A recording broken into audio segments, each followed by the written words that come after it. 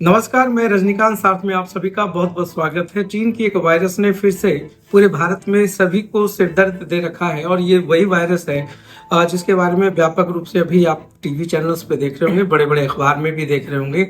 मैं बात करूं HMPV की, जिसको ह्यूमन मेटा न्यूमो वायरस कहा जाता है और इसको लेकर के चिंताएं बढ़ी हुई है। पूरे संदर्भ के बारे में आज हम बात करेंगे। शहर के प्रख्यात चिकित्सक हैं, बिहार IMA के पूर्व प्रेसिडेंट रहे हैं और IMA वर्किंग कमेटी के मेंबर हैं। स्वागत करते हैं डॉक्टर श्याम नारायण प्रसाद का और जानने की कोशिश करते हैं कि सर, ये जो चाइना बार बार सिर देते रहता है वायरस को, पहले आपने देखा होगा कि किस तरीके से कोविड ने 3 साल तक लोगों को परेशान किया।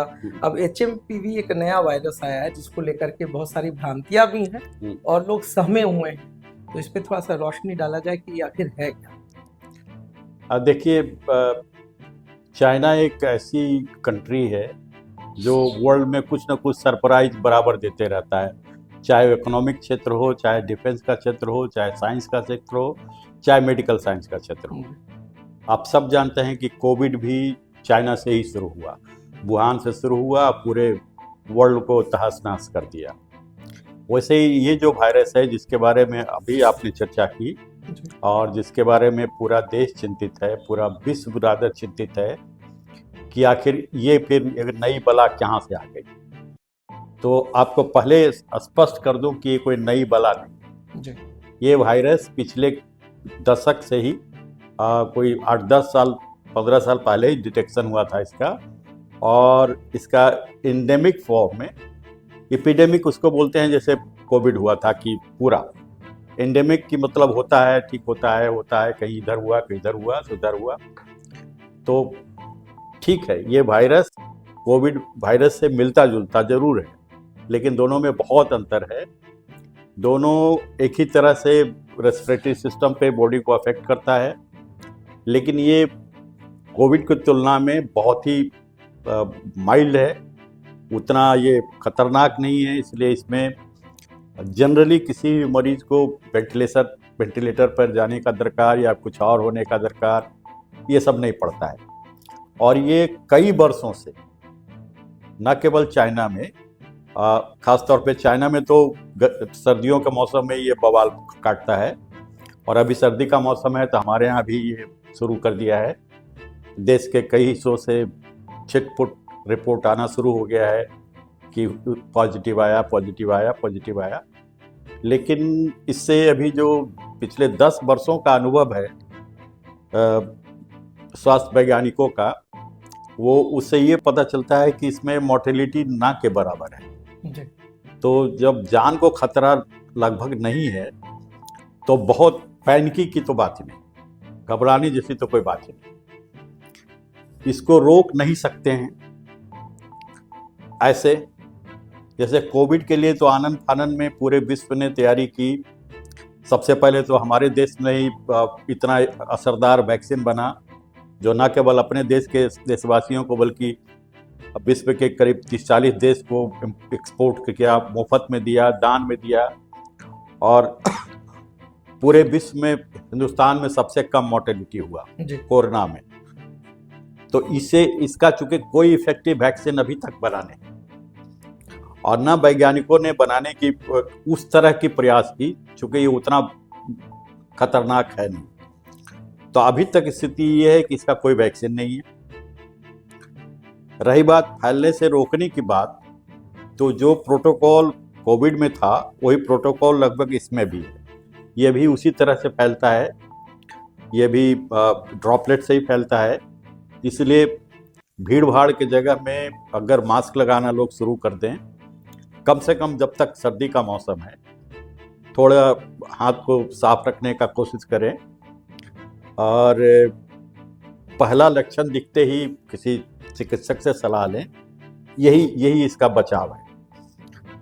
इलाज तो बता ही दिया कि कुछ बहुत खतरनाक है नहीं, सिम्टोमेटिक इलाज होता है।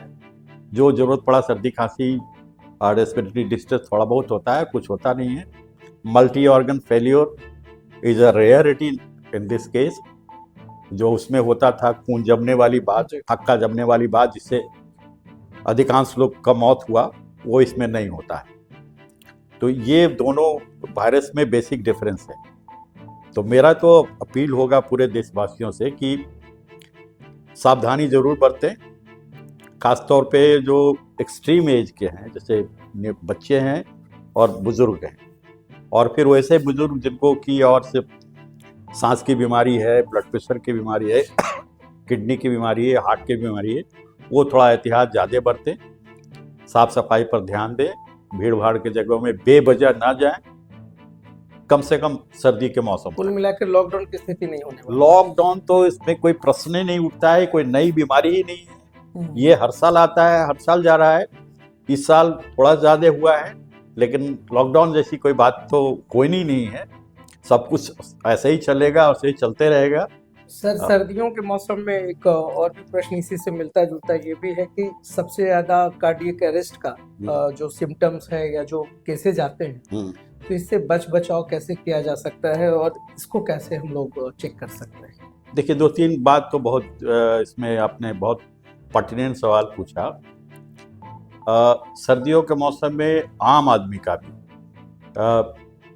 ठंडा के चलते खून की नली सिकुड़ती है, तो अगर ब्लड प्रेशर किसी को नहीं है, किसी इंसान को, उसका ही ब्लड प्रेशर थोड़ा बढ़ता है, और जिसका पहले से है तो उसका नेचुरली की और बहुत बढ़ेगा, तो हार्ट अटैक की संभावना बढ़ेगी, लकवा मारने का, स्ट्रोक होने का संभावना बढ़ेगी।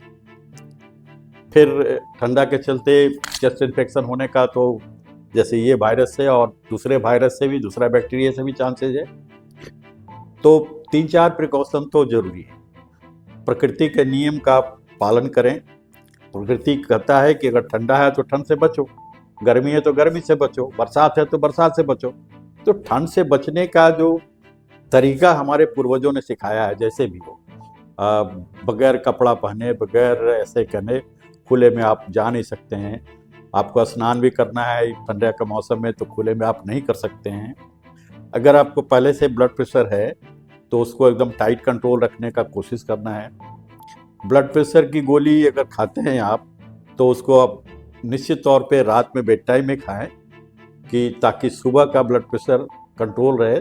तो हार्ट अटैक और लकवा होने की जो अक्सर देखा गया है कि हार्ट अटैक और लकवा दोनों अर्ली मॉर्निंग में होता है, कि ठीक ठाक था, सोए, सुबह उठे तो एक अंग गया या फिर हार्ट अटैक हो गया। तो इसलिए होता है कि सुबह में ही मॉर्निंग सर्ज होता है ब्लड प्रेशर का, शूट करता है सडनली, तो वो या तो स्ट्रोक हुआ या हार्ट अटैक हुआ। तो ये सब छोटी छोटी सावधानियां हैं कि पौष्टिक आहार लें, यथासंभव बॉडी को मूव करते रहें, एक्सरसाइज चालू रखें कुछ ना कुछ, और ठंड से सडन एक्सपोजर से जरूर बचें।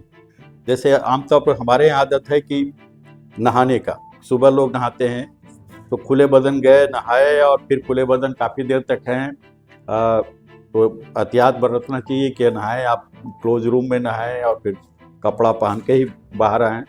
तो ये सब छोटी छोटी सावधानियां सिर्फ बरतें तो जाड़ा तो आराम से कट जाएगा। तो आप सुन रहे थे बिहार के सबसे प्रख्यात चिकित्सक हैं डॉक्टर श्यामनारायण प्रसाद, जिन्होंने हर बात पर, मतलब जो डरने की बात है उसे घबराने की जरूरत नहीं है। HMPV जो वायरस है उससे बहुत नहीं है, 4-5 दिन की रिकवरी है, एहतियात की जरूरत है, और इन तमाम चीज़ों के बीच में जो बहुत ज़्यादा भ्रांतियाँ थी उसको इन्होंने दूर किया है। तो सर, सार्थ को एक अच्छी और सटीक जानकारी और दर्शकों का दिल और धड़कन थोड़ा सा कम करने के लिए आपका बहुत बहुत शुक्रिया।